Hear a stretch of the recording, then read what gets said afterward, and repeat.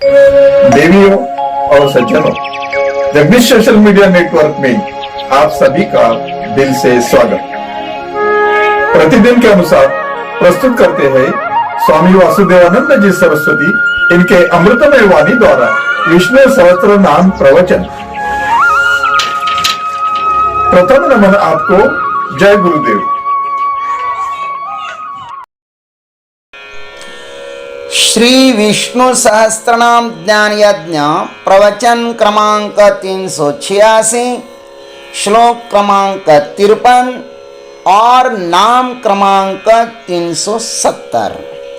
ओम त्र्यंबकं यजामहे सुगंधिं पुष्टिवर्धनम् उर्वारुकमिव बन्धनान् मृत्युर्मुक्षीयमामृतात्।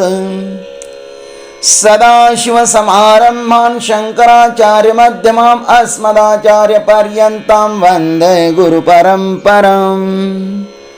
समस्तजनकल्याणे निरतं करुणामयं नमामि चिन्मयं देवं सद्गुरुं ब्रह्मविद्वरम्। शान्ताकारं भुजगशयनं पद्मनाभं सुरेशं विश्वाधारं गगनसदृशं मेघवर्णं शुभांगं लक्ष्मीकान्तं कमलनयनं योगिभिर्ध्यानगम्यं वन्दे विष्णुं भवभयहरं सर्वलोकैकनाथं। विक्षररहितो मार्गो हेतुर्दामोदरः सह महीधरो महाभागो वेगवानमिताशनः। ओम महाभागाय नमः। ओम तत्सत। कल हम लोगों ने महीधर भगवान के इस नाम पर चिंतन किया। अब महाभाग इस नाम पर चिंतन करते हैं। महीधर का अर्थ होता है जो सबको धारण करता है, अर्थात जिसके हृदय में सबका कल्याण हो, ऐसी भावना है ना, वही महीधर होता है। और वही सच्चा महाभाग अर्थात भाग्यशाली भी होता है। ऐसा इस महाभाग नाम से कहते हैं। महाभाग का अर्थ है महान भाग्यशाली। भाष्यकार लिखते हैं, स्वेच्छया धारयन् देहं महान्ति उत्कृष्टानि भोजनानि भागजन्यानि भुंक्ते इति महाभागः। महान भागः भाग्यम अस्यावतारेषु इति वा महाभागः। ये शंकराचार्य जी ने बहुत सुंदर अर्थ किया है। इसका अर्थ है स्वेच्छया धारण देहम, स्वेच्छा से देह धारण करके भाग जनित महान उत्कृष्ट भोजनों को माने परम ऐश्वर्य को भोगते हैं, इसलिए वे महाभाग है। अथवा अवतारों में इनका महान भाग माने भाग्य है, इसलिए भी ये महाभाग है। आइए इस पर हम लोग चिंतन करते हैं। भगवान को महाभाग कहते हैं। देखो, जो सिद्धों का लक्षण होता है ना, वही साधकों के लिए साधन बन जाता है। भगवान तो महाभाग है ही, क्योंकि उनको षड ऐश्वर्यों का भोग सहज ही प्राप्त है। वे किसी भी अवतार में आवे, उनका ऐश्वर्य कभी कम नहीं होता। वे सदैव परिपूर्ण ही होते हैं। भगवान राजा के वेश में होवे कि रंक के वेश में होवे, छोटे होवे कि बड़े होवे, उनका ऐश्वर्य कभी भी छिपता नहीं है। पुतना कितनी ही शक्तिशाली क्यों न हो और बाल कृष्ण कितने भी छोटे ही क्यों न हो, किंतु विजय तो भगवान कृष्ण की ही होगी। जो अपने ऐश्वर्य को कभी भी नहीं भूलता, वह भगवान ही होता है और जो भूल जाता है वह जीव होता है। यह हमें कभी नहीं भूलना चाहिए कि जो भग माने भगवान को प्राप्त है, जो भगवान को प्राप्त है वह हमें भी प्राप्त है। जो हमारे भीतर छिपा हुआ एक बहुत बड़ा खजाना है ना, इन षडैश्वर्यों का खजाना हमारे भीतर भी छिपा हुआ है, हमें उसको प्रकट करना चाहिए। किंतु अज्ञान के कारण उसका विस्मरण हुआ है हमें, और हम विराट के साथ न जीकर दुर्भाग्यवश हम अल्प में जी रहे हैं, क्षुद्र के साथ जी रहे हैं। यह जीव अल्प में जीता है, अल्प में दुख होता है और विराट में सुख होता है। जीव कभी व्यापकता में नहीं जीता, उसने स्वयं को अत्यंत सीमित रखा हुआ है। कहते हैं ना कि आकाश से टपका और खजूर में लटका, ऐसी स्थिति जीव की है। वैसे देखा जाए तो परमात्मा ने हमें आयुष्य देकर, यह मनुष्य देह देकर हम पर बहुत ही बड़ा अनुग्रह किया हुआ है, उनके बहुत उपकार हैं। हम मनुष्यतर सभी जीवों में महाभाग ही तो है। अन्य जीवों को देखो, आप उनकी स्थिति देखो और हमारी स्थिति देखो, हम भाग्यवान है, महाभाग है।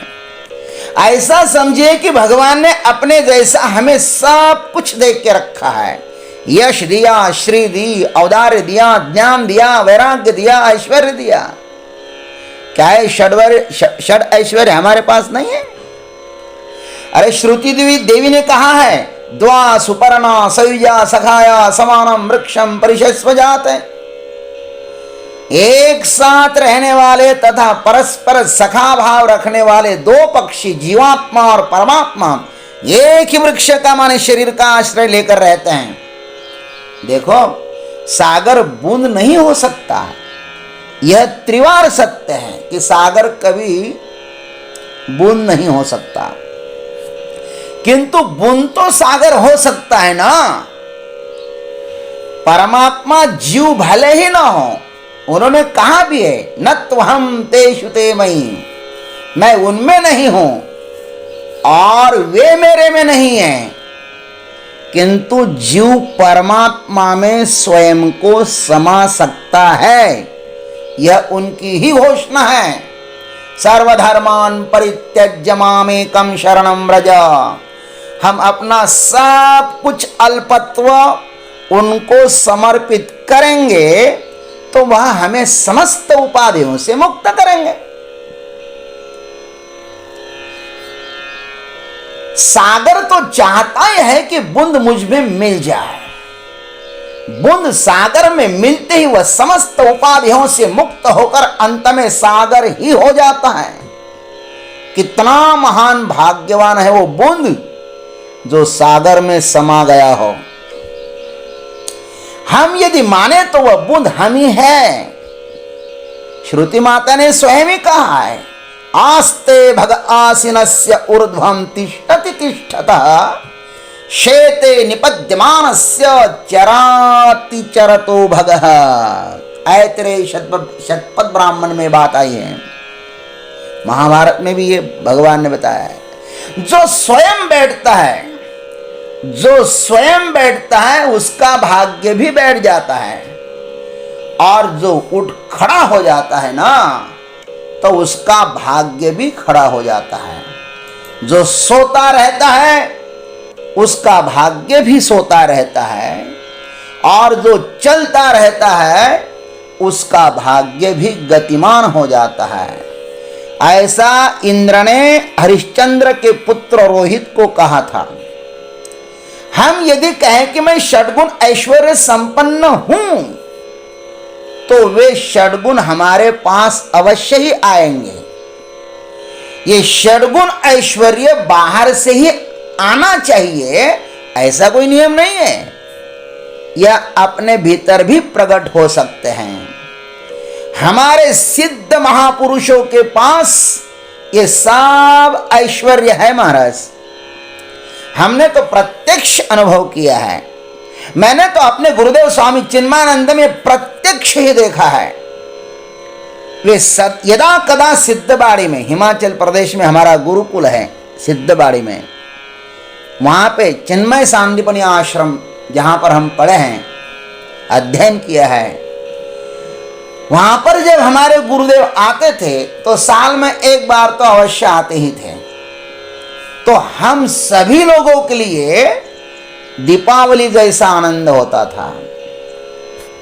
हमारे गुरुजी सहित हम सब गुरुबंधु 7 दिन दिन रात उस दैवी आनंद में खो जाते थे। पूरा आश्रम उनके आनंद में डूब जाता था। ऐसा लगता था कि भगवान ही हमारे आश्रम में अवतरित हुई है। एक गोकुल की तरह, अवध की तरह वहां पे वातावरण होता था। कभी कभी तो हमारे सभी गुरुजन और सभी गुरु बंधु एक साथ मिलते थे। जब गुरुदेव भी वहां पे आए हैं तो फिर सभी लोग आ जाते थे। बड़ा आनंद आता था। वो एक कुटिया में हमारे गुरुदेव रहते थे, एक कुटिया में हमें बड़े गुरुजी स्वामी तेजोमन जी रहते थे, एक कुटिया में स्वामी पुरुषोत्तमानंद जी रहते थे, एक कुटिया में हमारे गुरुजी स्वामी सुबोधानंद जी रहते थे। स्वामी ब्रह्मानंद जी वहां पे आते थे, स्वामी स्वरूपानंद जी महाराज वहां पे आते थे, स्वामी शारदानंदा माँ वहां पे आती थी, और देश विदेश के अनेक भक्तगण। तब वो आनंद कितना होता होगा। इस आनंद के लिए तो देवता भी तरसते थे, और वह आनंद हमारे जैसे साधारण व्यक्ति को मिला, इससे बड़ा महाभाग्य हमारा और कौन सा होगा। जावे त्याचा वंशा त्यों कड़े। आज भी हम उसी अलौकिक दृश्य का स्मरण करते हैं तो हृदय आनंद से भर जाता है। और संजय जी के इस वाक्य का स्मरण हो आता है, तच्च संस्मृत्य संस्मृत्य रूपमत्यद्भुतम हरेः विस्मयो में महान राजन हृष्यामि च पुनः पुनः। वहां पे संजय कहते हैं कि हे राजन, श्री हरि के उस अत्यंत विलक्षण विराट स्वरूप को पुनः पुनः स्मरण करके मुझे महान आश्चर्य हो रहा है, और मैं बार बार हर्षित हो रहा हूं। ऐसे हमारे महान गुरुदेव का दर्शन होने के लिए करोड़ों जन्मों का पुण्य चाहिए महाराज। मेरा सौभाग्य है कि मुझे ऐसे गुरुदेव का दर्शन हुआ, स्पर्श हुआ, सानिध्य मिला, उनके ऊपर छत्र पकड़ने का अवसर भी मिला। जब वो सिद्धवाड़े में आते थे तो छत्र में ही पकड़ लेता था। भोजन कक्ष में समस्त भक्तों के एवं अपने गुरुजी के समक्ष उन्होंने उनकी थाली में से हमें प्रसाद खिलाया था। उस समय हमारे जन्म जन्म का पाप नष्ट हुआ था, और उसी का परिणाम है कि आज गीता जैसे महान ग्रंथों पर, इस विष्णु सहस्त्र नाम पर, इस प्रस्थान त्रय पर हम कुछ कहने का साहस कर रहे हैं। इस कुटिया में एकांत में बैठ कर के उसका चिंतन करने का प्रयास करते हैं। उनकी कृपा न होती तो यह संभव न होता। खैर, हमारे गुरुदेव का षड ऐश्वर्य हमने प्रत्यक्ष देखा है, लेकिन हमारे गुरुदेव का वैराग्य तो देखो। वे जिस प्रसन्नता से आश्रम में आते थे, उसी प्रसन्नता से अन्यत्र ज्ञान यज्ञ के लिए प्रस्थान भी करते थे। उनका आगमन और उनका प्रस्थान आनंद से भरा हुआ होता था। वे जब अपने भक्तों पर प्रसन्न होते थे ना, हमने प्रत्यक्ष देखा, तो उस समय उनके हाथ में जो भी होता था, वो सुवर्ण की एक डब्बी भी क्यों ना हो, वे भक्तों पर उसे न्योछावर कर देते थे। हमने उनको सिद्धबाड़ी में स्वर्ण भक्तों पर नेछार करते हुए देखा।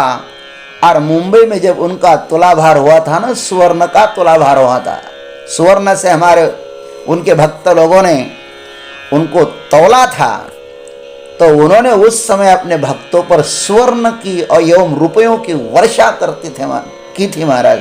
ऐसा हमने देखा। ये तो उनका षडैश्वर्य था ना, ये उनका वैराग्य था। मैंने अपने जीवन में पहले बार ऐसा देखा, पहले कभी देखा नहीं था। हमने अपने जीवन में उस समय और भगवान तो नहीं देखा था, किंतु हमारे जीवन में गुरुदेव के रूप में प्रत्यक्ष भगवान देखे थे। वे सदैव हमारे लिए भगवान ही है। आज भी जब उनका हम स्मरण करते हैं तो हमारे सामने भगवान के रूप में प्रत्यक्ष दिखाई देते हैं। हमारा ये महाभाग्य है कि हमें यह दैवी गुरुकुल मिला। हमारे चिन्मय सांदीपनी गुरुकुलों में आज भी वेदांत नृत्य करता है। वेदांत का गुणानुवाद गाते गाते यदा कदा देखना, वेदांत सिद्धांत अर्थात वेदार्थ भी हमें खोजते हुए आएगा, इसमें हमें कोई भी संदेह नहीं है। हम यात्रा पर निकले हैं, गंतव्य आ ही जाएगा।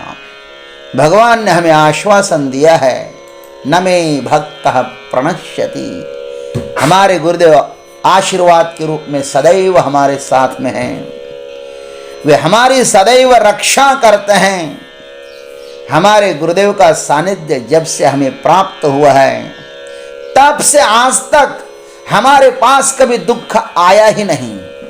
हम कभी दुखों को दुख मानते ही नहीं हैं और आ भी नहीं सकता। प्रकाश के पास अंधकार कैसे आ सकता है? अमृत को कभी मौत का दर्शन कैसे हो सकता है? महाभाग्यवानों के साथ रहोगे तो महाभाग्यवान ही तो बनोगे ना।